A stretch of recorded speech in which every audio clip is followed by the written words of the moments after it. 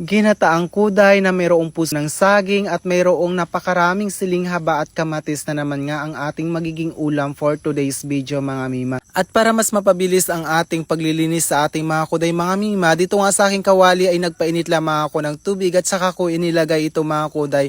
At nung okay na nga mga mima ay hinango ko na ito. At saka ko hinugasan ng isa-isa mga mima para mas maging malinis yung ating magiging ulam. At siya nga pala mga mima, please pakipalo po yung aking kapatid na si King's Vlog. At pakipalo din po si Biyaherong Kagawad Vlog.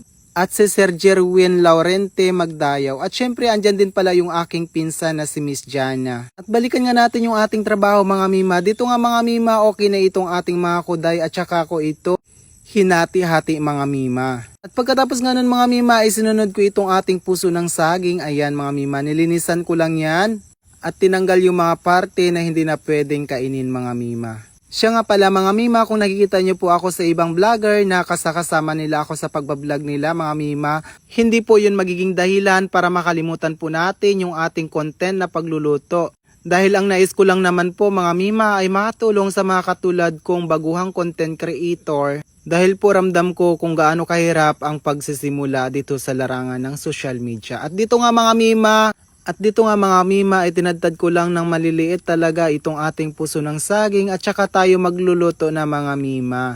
At nung okay na nga mga mima ang lahat, dito nga ay nagsalang na ako ng kawali at saka naglagay na din ako ng mantika mga mima. At antayin lang natin to hanggang sa uminit.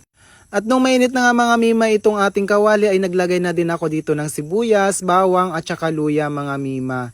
At saka natin to halu-haluin at magantay hanggang sa mag-golden brown. At nung okay na nga mga mima ay nilagay ko na itong ating kamatis. Halu-haluin lang natin ulit at isusunod natin itong puso ng saging mga mima. Ayan, o diba?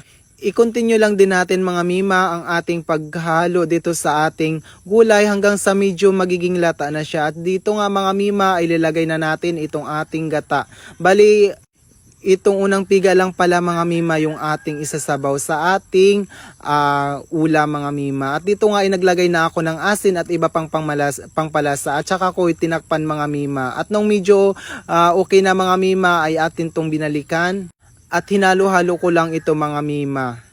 At saka ko inilagay itong ating kuday mga mima. Hindi ko alam kung anong tawag sa inyo pero dito sa aming lugar mga mima ay kuday po talaga ang tawag namin dito mga mima. At saka na, dito mga mima ay hinalo-halo ko lang ulit. Ayan o diba? Napakasarap na niyan mga mima. Siya nga pala mga mima, maraming salamat po sa inyong walang sawang pagsuporta sa akin.